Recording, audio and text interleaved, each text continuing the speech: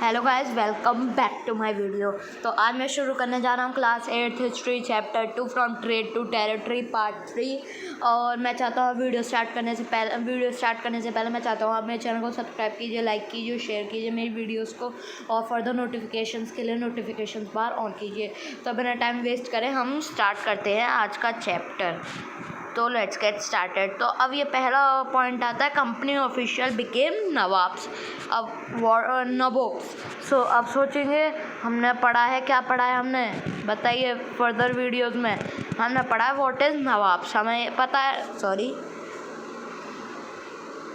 Nawabs हमें पता है क्या होता है नवाब्स। ओके, तो अब हमें ये नहीं पता कि नबोब्स क्या होता है, हमें ये पता ही नहीं है क्योंकि पढ़ा ही नहीं है नवाब्स आज से पहले। तो आज हम यही पढ़ेंगे व्हाट इज़ नवाब्स। तो what did it mean by nawabs. अब आप बताइए नवाब्स के पहले हम एक काम करते हैं, प्रीवियस जो भी हमने पढ़ा है उसे आज इस वीडियो में लिंक करते हैं यहाँ से, और फिर एक साथ हम सब ख़त्म कर देंगे। ओके, तो पहले लिंक करते हैं। ओके, हमने अब तक क्या पढ़ा है मैं शॉर्ट फॉर्म में लिख देता हूँ। ईस्ट इंडिया कंपनी, फिर हमने पढ़ा है कि हम लिख देते हैं यहाँ पे, हमने क्या क्या पढ़ा है, ईस्ट इंडिया कंपनी पढ़ी है, उसके बाद पढ़ा उनका ट्रेड। ओके, उनका ट्रेड पढ़ा है हमने, एक सेकंड सॉरी एक्सक्यूज़ मी, हमने पढ़ा है उनका ट्रेड। ओके, ट्रेड पढ़ा है, फिर उनका देखा है कि वो बनाना चाहते थे puppet nawabs. Okay,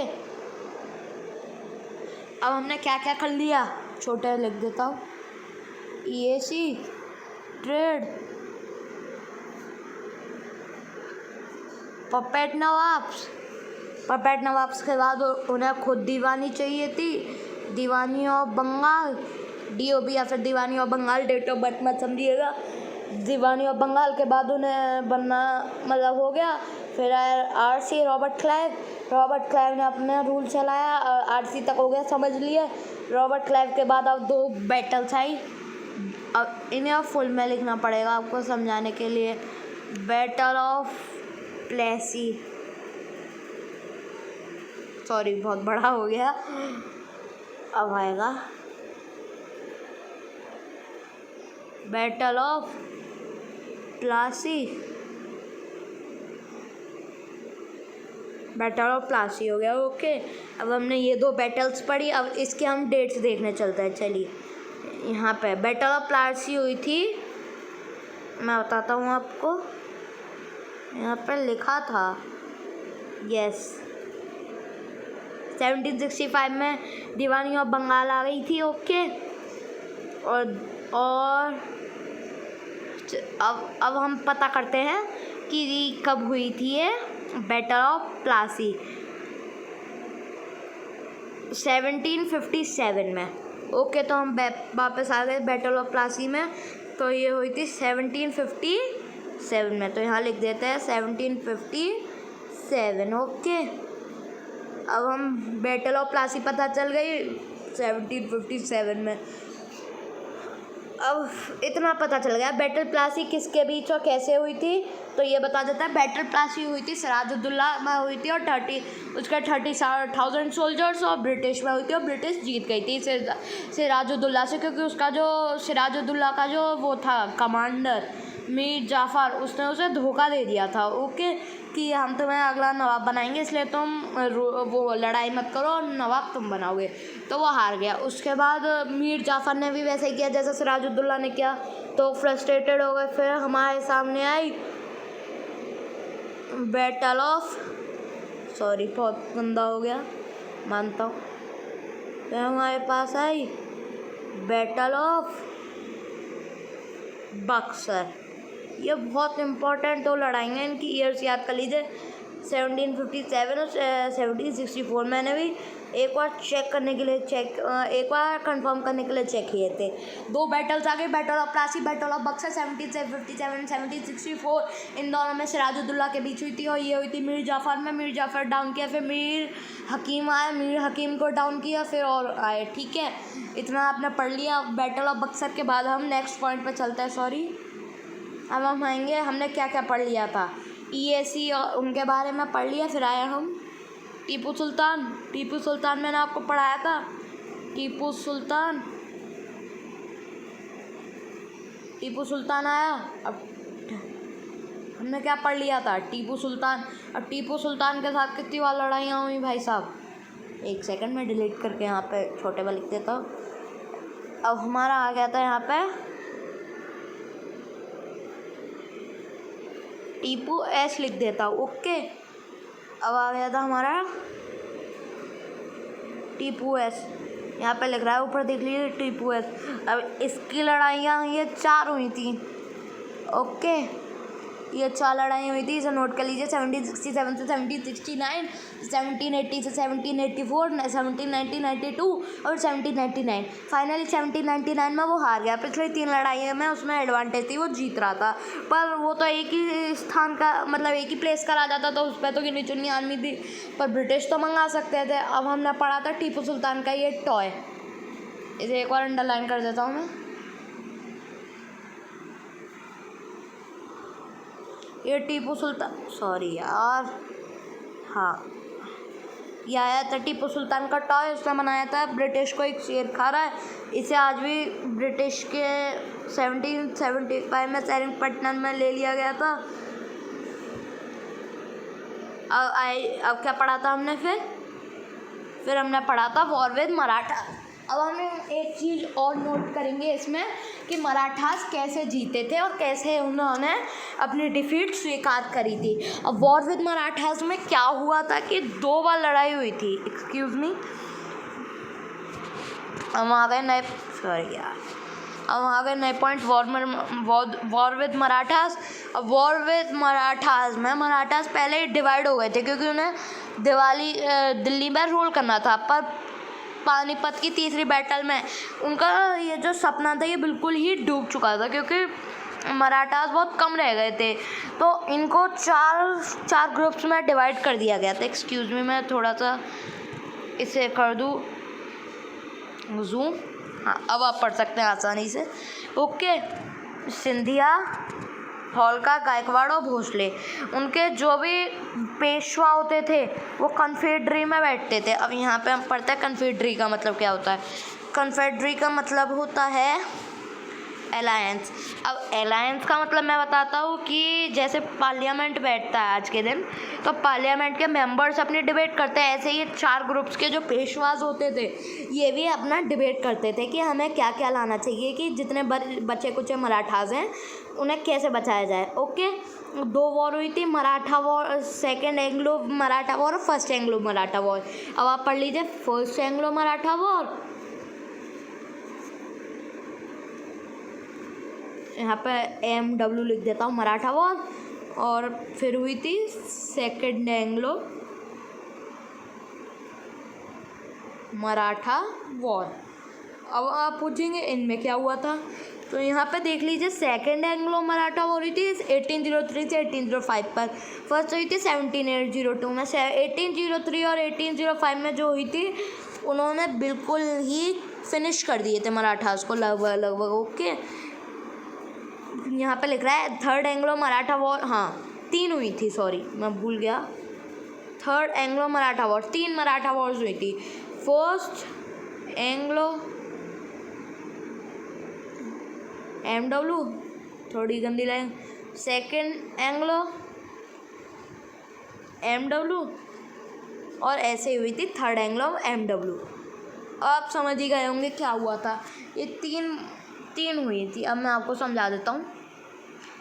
first war ended in 1782, फिर सेकेंड वॉर 1803 और 1817 और 1819 में आए। तो उन्होंने मराठा पावर को बिल्कुल कष्ट कर दिया था। पेशवा हटा दिए गए थे और वो सब बिथूर भेज दिए गए थे कानपुर के पास, और उनसे कह दिया था हम बस तुम्हें पेंशन दे देंगे, इससे ज़्यादा हम कुछ नहीं कर सकते। तो उनका जीना बहुत मुश्किल सा कर दिया था एक साथ। मराठास पर इतने पावरफुल थे, उन्होंने 3 बार की फाइट हुई, सहन की और सोचा कि शायद हम बच जाएं। अब ये आए हमारे लॉर्ड हेस्टिंग्स, ये थे लॉर्ड हेस्टिंग्स। आ सकता है कौन थे, गवर्नर जनरल ऑफ इंडिया थे। वो एक रूल लाए थे वो क्लेम ऑफ पैरामाउंटेंसी, ये हमने पढ़ी थी 1813 से 1823 से गवर्नर जनरल रहे थे इंडिया के। ये द क्लेम ऑफ पैरामाउंटेंसी। और इसमें क्या था, इस पैरामाउंटेंसी की क्लेम में ये था कि इस ब्रिटिश जो है वो सुप्रीम है, पैरामाउंट है या सुप्रीम है, इन्हीं की बात माननी है, इन्हीं के सारे टैक्स करने हैं। और जो भी फेल हो जाता था इनके टैक्स को पे करने में, उन्हें वो उन पे और एक्स्ट्रा टैक्स लगा दिए जाते थे। और टैक्स अगर वो टैक्स भी पे ना कर पाए तो उनसे कह दिया जाता था कि तुम अपने टेरिटरी में से कुछ भी, टेरिटरी का कुछ पार्ट दो हमें। ओके, यहीं पे अब एक कहानी आती है कर्नाटका या कित्तूर की रानी चन्नम्मा। उन्होंने anti British resistance movement start किया था। 1824 में अरेस्ट हुई थी और प्रिजन में 1929 में मर गई थी। उनका एक वो था चौकीदार संगोली कित्तूर का था, उसने उनका एंटी ब्रिटिश रेजिस्टेंस कंटिन्यू रखा और 1830 में उसने काफ़ी सारे टेंट्स तबाह किए। आगे बढ़ते बढ़ते हम आ गए थे डॉक्ट्राइन ऑफ लैप्स। ओके, अब इस डॉक्ट्राइन ऑफ लैप्स में हमने क्या पढ़ा था। ओके, अब हम इसे डिस्कस करते हैं। तो ये आई थी लॉर्ड डलहौजी, यहाँ पे लिख रहा है, एक सेकंड में पहले जूम कर देता हूँ आपको अच्छे से समझ में आए। हाँ, अब मैं अंडरलाइन करता हूँ। लॉर्ड डलहौजी हुआ था गवर्नर जनरल फ्रॉम 1848 to 1856। ही अच्छा नहीं आ रहा। Yes, Lord Dalhousie was the Governor General from 1848 to 1856. He devised a policy came to known as Doctrine of Lapse and declared that Indian rulers died। यानी कि Lord Dalhousie लाए थे नई डॉक्ट्राइन ऑफ लैप्स। उस doctrine में ये था कि जो भी इंडियन रूलर मर जाता है, अगर एक मेल किंगडम से मर जाता है तो वो वो किंगडम कंपनी को दे दिया जाएगा टेरिटरी के फॉर्म में। और ऐसे ही एक के बाद एक उनके पास आ गया। यूँ नहीं कि राजा का बेटा राजा बनेगा, वैसा हटा दिया था। जो मरेगा उसको फिर उन्हें मिल जाएगा। डॉक्ट्राइन ऑफ लैप्स थी। तो इन्होंने 4 ले लिए थे, यहाँ पे लिख रहा है सतारा, संबलपुर, उदयपुर, नागपुर, सतारा, संबलपुर, उदयपुर, नागपुर एंड झांसी, ये 5 ले लिए थे। आपने देखा होगा झांसी की रानी की जो फाइट हुई थी, यानी कि झांसी की जो रानी थी उनकी जो फाइट हुई थी, तो वो चली गई थी अपने बेटे के साथ छोड़कर। तो उसके बाद तो उनका तो मेल किंगडम, मतलब मेल जो राजा था वो मर गया, तो उनके पास आ गया, वो ब्रिटिश के पास आ गया उनका किंगडम। तो ऐसा ही हुआ था, इसी में था डॉक्ट्राइन ऑफ लैप्स। अब हम आगे बढ़कर आ गए setting up new administration. Okay, अब कैसे न्यू एडमिनिस्ट्रेशन वेरेन हेस्टिंग्स जो गवर्नर जनरल थे पहले, उन्होंने बनाया था।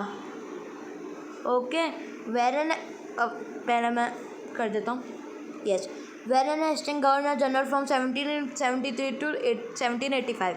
ये नोट कर लीजिए, ये बुक में आ सकता है। Okay, was the one of the many important figures who played a significant। अब इन्होंने सोचा क्यों ना हमारे ट्रेड को आगे भी बढ़ाया जाए, क्यों स्टेट ही स्टेट पकड़ रहे हैं, हमारा पार्लियामेंट बने, हमारे और चीज़ें बने। ओके, तो उन्होंने ऐसा कुछ सोच लिया था और उन्होंने सोचा कि अब हम आगे बढ़ेंगे और रुकेंगे नहीं। तो इसीलिए उन्होंने उन्होंने फिर आगे बढ़े और काजी बनाए, यानी कि काजी या एक जज बनाए। उन्होंने कोर्ट्स बना दिए हर स्टेट में। अब तो हर सिटी में कोर्ट होता है, बड़ी सिटीज़ में, पर पहले स्टेट में हुए थे। पहले कंट्री में एक था, फिर स्टेट्स में एक होने लगे, आजकल फिर हर सिटीज़ में होते हैं। अब मुफ्ती आए, और jurist of the Muslim community, आपको पता होगा मुफ्ती कौन होते हैं, जो कि मुस्लिम कम्युनिटी के रूलर होते हैं, काजी होते हैं, वो मुस्लिम को करते थे। और एक रूल आया था स्टेट के रूलर्स में कि स्टेट का जो काजी या जज बना जाएगा उसके साथ एक पंडित और काजी दोनों बैठा करेंगे, ताकि दोनों रिलीजन का किसी का भी केस आए तो वो आसानी से उसे सॉल्व कर सकें। तो यहाँ पे आया फिर उन्होंने स्कूल ऑफ धर्मशास्त्र पढ़े, क्योंकि वैरन हेस्टिंग्स का बहुत ज़्यादा मन लगता था इंडिया के कल्चर्स में।